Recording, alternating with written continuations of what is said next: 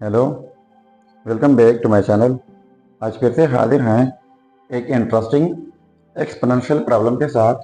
वो यह है 3x power x is equal to 3 power x plus 10। अगर आप जीनियस स्टूडेंट हैं तो शायद आपको पता चल रहा होगा कि x की क्या कीमत है। तो तब तक आप कमेंट कीजिएगा, मैं फाइंड आउट कर लेता हूँ x की क्या कीमत है। चलिए स्टार्ट कर लेते हैं। देखो, 3x power x is equal to 3 power x plus 10। तो बोथ साइड्स डिवाइड कर 3 से, इस साइड से डिवाइड बाई 3, फिर इस साइड से डिवाइड करना होगा 3 से। तो ये 3 और ये कैंसिल आउट जाएंगे। तो हमारे पास यहाँ पर रह जाएगा x power x is equal to, और इनके लिए हमारे पास एक रूल है, यहाँ पर पावर में 1 है। रूल यह है कि x power a divide by x power b is equal to x power a पहले माइनस फिर b। मतलब यह है कि जब सेम बेसिस हो, डिफरेंट पावर बीच में डिवीजन हो, तो इस सूरत में की बेस लिखा जाता है पहले न्यूमरेटर का पावर माइनस फिर डिनोमिनेटर का पावर। तो यहाँ पर e की बेस हो जाएगा 3।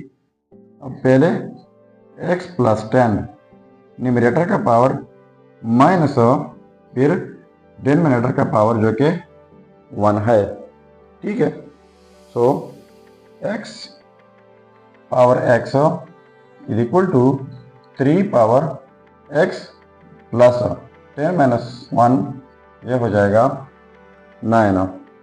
अब इनके लिए एक और रूल है, वो यह है कि x power a dot x power b is equal to x power a plus b।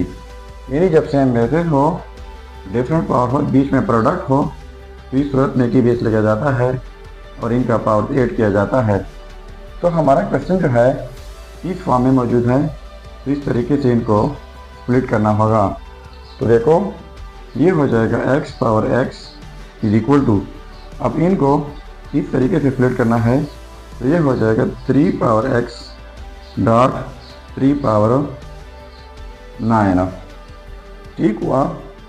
अब बोथ साइड्स डिवाइड कर लेता हूँ 3 पावर x से। यहाँ पर डिवाइड बाई 3 पावर x, यहाँ पर डिवाइड बाई 3 पावर x।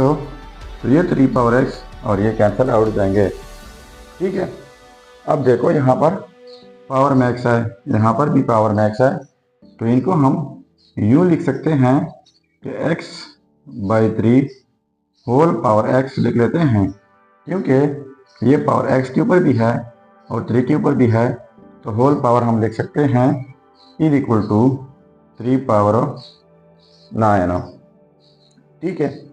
इसके बाद बोथ साइड्स में पावर लेता हूँ, डिवाइड में यहाँ पर इस पावर को डिवाइड बाई 3 कर लेते हैं, यहाँ पर इस पावर को डिवाइड बाई 3। ठीक हुआ। अब ये कैंसिल आउट करते हैं, 3 1 3, 3 3 9। सो ये हो जाएगा x by 3 whole power x by 3 is equal to 3 power 3। अब इनके लिए और रूल है, वो यह है कि a power a is equal to b power b। यानी जब यहाँ पर बेस हो पावर वही, यहाँ पर जो बेस पावर वही, बीच में इक्वलिटी हो, तो इस सूरत में ऐसा लिखा जाता है a is equal to b। तो यहाँ पर सेम सिचुएशन है, बेस में x बाई 3 तो power x by 3 is equal to base 3 तो पावर 3। तो ये हम e की लिख लेंगे ये आपस में, यानी x by 3 is equal to 3 हम लिख सकते हैं इस रूल के मुताबिक। अब ये हो जाएगा x by 3 is equal to 3। ठीक है। अब बोथ साइड मल्टीप्लाई कर लेते हैं 3 से, यहाँ पर मल्टीप्लाई बाई 3, यहाँ पर multiply by 3, we cancel out, तो x इज इक्वल टू 3 3 9 हो जाएगा। तो ये रहा हमारा फाइनल रिजल्ट।